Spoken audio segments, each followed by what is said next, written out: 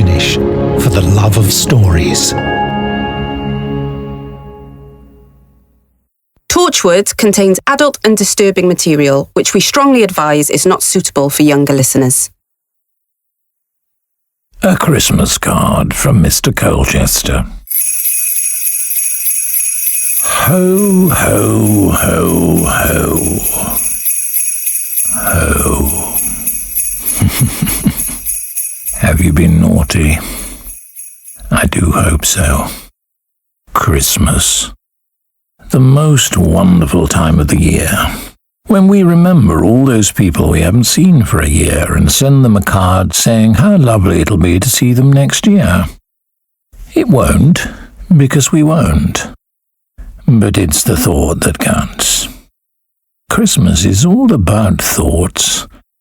We say it's about food, temporary alcoholism, and long, crisp walks past closed shops, but really, it's the one time of the year when we think about what we've done with our lives. Admit it. As you ease your indigestion onto the sofa, you're checking the bill for the year, totting up the things which have made you happy, like you're hunting in the chocolate tin for the purple ones. How's it looking? Never enough, are there? Where have they gone? Well, tell me, have you opened your card from the apple doors yet?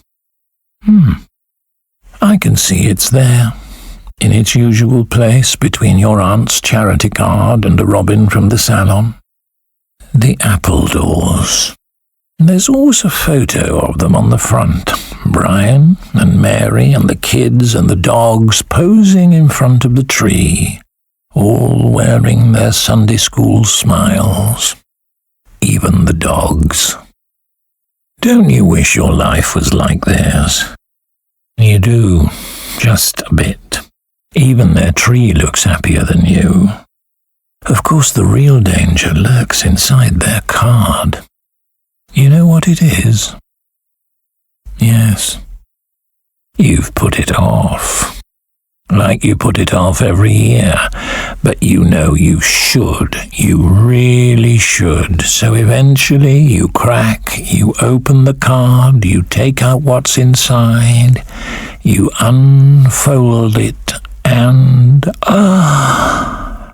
best get it over with. It's time to read the Appledore Family Round Robin Christmas Letter. Season's greetings from Shays Appledore. What a year it's been. Triumphs and tragedies, skiing holidays and grade 7 piano, and a long description of the return of Mary's downstairs trouble. Mustn't grumble. Brian's unrelated struggles with the septic tank, a triumphant showing of his marrows at the fair, Chester's scout badge, Tiffy's clarinet concert, a small flutter on the GGs, a new roof for the cabin in the Cotswolds, and a third prize for Brian's coffee cake in the work bake-off, robbed by a roulade. A small promotion for Mary as she takes on strategy coordination as well as coordination strategy. A thorn in a paw, a sad farewell to their neighbour Sue. A joke about their new GP being from Albania that you better not repeat out loud. New wheel trims for the 4x4 and their first wine from their own vines. God bless global warming and a happy new year to one and all. It's a lot to take in. And I'm here to tell you now, don't. Whatever you do, don't read their round robin letter. You've been dreading it anyway. I'm giving you an excuse not to. Because can you remember reading their letter last year? Anything it said? Anything about it at all? Apart from a creeping sensation of why do people send these things? I'll tell you why you can't remember reading any of their letters. I'll tell you why you should never read another one. Because the Appledores aren't real. Not Brian, Mary, Chester, or Tiffy. nor even Hunter or Princess Pawpaw. The Appledores have never existed. Worse than that, they're a psychic alien weapon, one that's got out of hand. When it arrived on Earth long ago, its mission was to find out about the people who lived here, discover their weaknesses, and then exploit them. So the Appledores were created. They may be the most perfect weapon ever devised. First of all, there's the guilt that receiving the card causes you. Did you send them one? Is it too late? Where's their address? Damn it, why can't you ever find it? Secondly, there's the way you put off reading their round robin, a guilt that builds every day you delay, and when you finally read that letter, the sense that your buttons are being pushed. Because they are. Each letter scans you expertly for all your hopes and fears and reflects them back to you. Promotion at work? Mary's done better. Been a bit ill? Brian's had that, but worse. Nightmare with the guttering? Oh yes, same. But on our holiday home. Worried about immigration? So's Mary. Caught a rat? You've nothing on Hunter. Shorted a tech stock? So did Princess Pawpaw. Cured cancer? Tiff did that for her GCSEs. Just by reading a letter from the Appledores, your every triumph and tragedy has been absorbed, made beige, and then disposed of. The feeling when you push that letter away. You are alone. You are nothing. Your life is nothing. You're not alone right now, are you? If you're looking at the card, look away, please. But you can still feel it, can't you? Those smiles boring into your skull. Something icy breathing on the back of your neck and then trickling down your spine and wrapping itself around your soul. That's not just despair. That's Merry Christmas from the Appledores.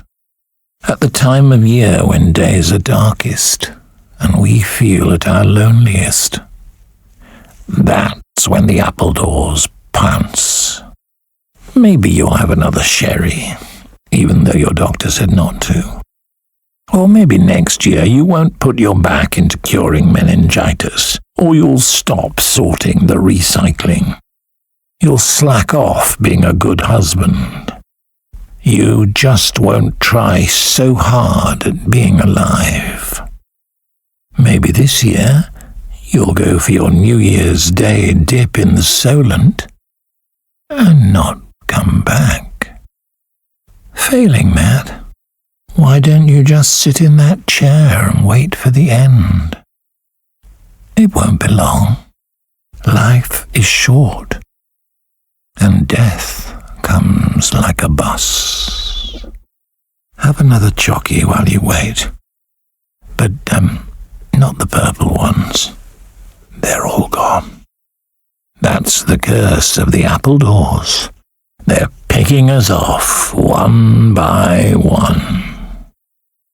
And there's nothing to stop it.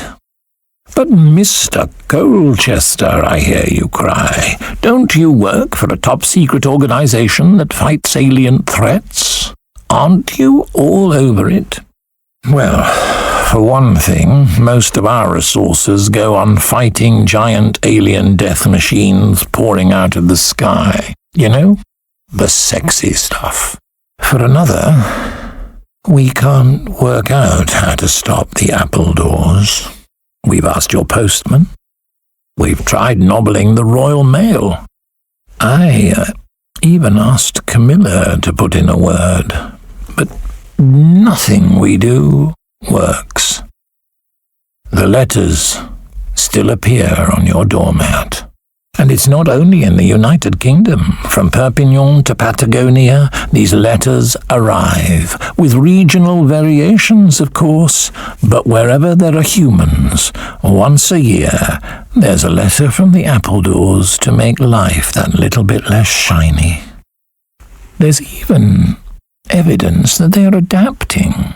After all, they flirted with the fax machine. So you shouldn't be so surprised that Brian still uses LinkedIn. Mary Appledore floods the gram with her trad wife posts.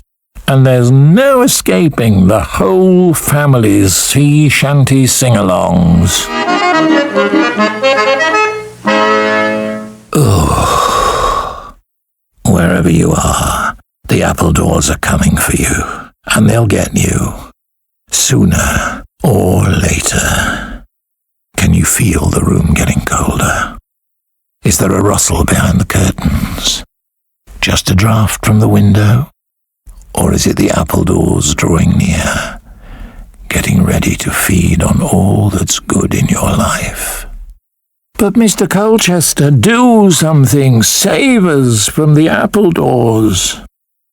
There is one thing. Super easy. Barely an inconvenience.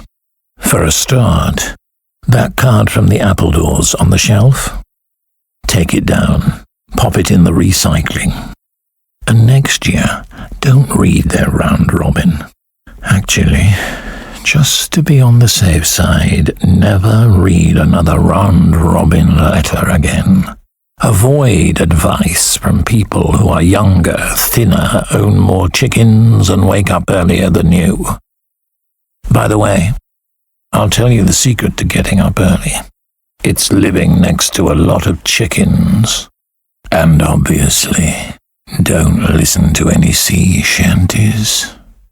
Oh, blow, my bully boys, blow!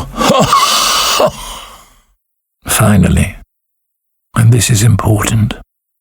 Yes, it is the loneliest and darkest time of the year, but it really is the most wonderful.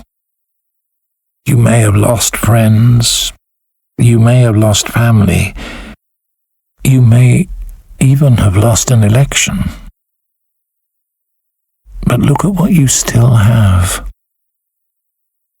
You're unique. And that makes your life worth living. You've done some remarkable things this year, and you'll do even more the next. Don't measure yourself against the Appledores. Count yourself properly, and you'll count yourself lucky. And I think you'll find if you fish round in the chocolate tin really hard, there will still be a purple one left. Oh, there it is. Oh, told you so. Enjoy your victories, no matter how big or small. I'll check in on you next year, just to see what you've been up to. And in the meantime, a Merry Christmas to all of you at home. But not the Appledores. Silent night, holy night, all is gone, all is right. From Big Finish Productions. Torchwood. Reflect. Christmas. A time for ghost stories. I believe we decided that you would go first. I believe we did, Mr. Colchester. I hope you're sitting comfortably. We turn to look at the glass case on our right. It's slowly starting to steam up, as if someone is breathing on it from the inside. That's when I saw him again. The man with the changing face. The neon lit up his face as the face itself flickered and changed. My reflection asked me my greatest fear. I replied, my greatest fear is what is to come. My reflection smiled at me and said, you're lying. The The winter solstice is the longest night of the year. Back in the day, it was believed to be the time when the barrier between the living and the dead was at its thinnest. Such things. Big Finish, for the love of stories. Are you all right, Miss McShane? Is she behind me?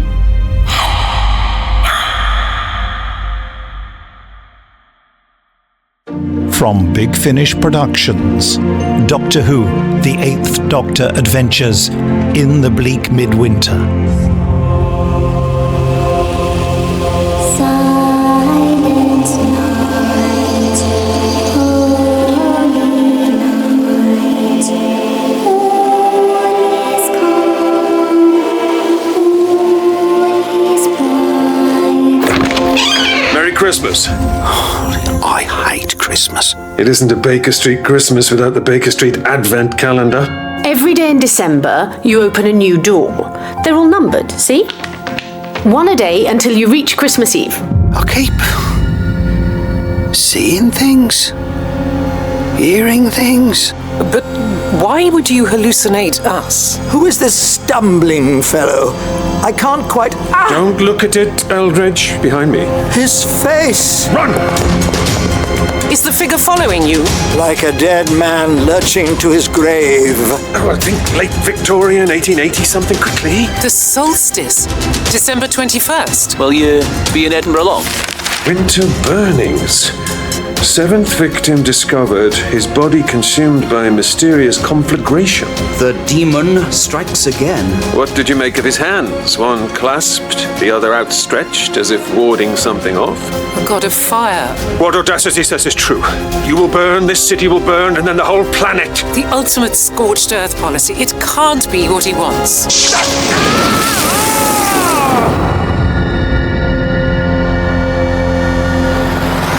You tell ghost stories on the radio. I love that sort of thing. Big Finish, for the love of stories.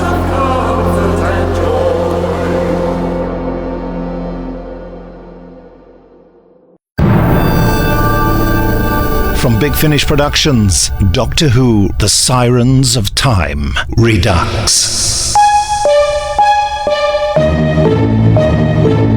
Fire torpedo! The High Council of the Time Lords. The Time Lords? The High Council of the Time Lords commands you. Now surrender, Doctors! Surrender! Hello, listen to me. We are here by accident, but perhaps... There has to be another way. Don't you see what you're doing is evil? I didn't see you there. Evidently. Where did you spend? And just who the hell are you for that matter? Time Lords. Your president is dead, Time Lord. All of space and time was yours for the taking. You have accurately identified some of my defining traits. And now all you will know for eternity is subjugation. What a way to end a geology field trip. Dying of exposure. We're far from dead yet, Helena. Now what? Control here. Report. I seem to have forgotten the way again. Sector 8 alert. Sector 8 alert. Prepare to engage vortex drive. I can't stop it. Doctor, it's coming this way! Let's get a move on, shall we? Time distortion. I trust you to fly me stark naked through a cheese grater. The Time Lords really do want me dead. There must be no witnesses. Who are you? Beware the sirens of time. Big Finish, for the love of stories.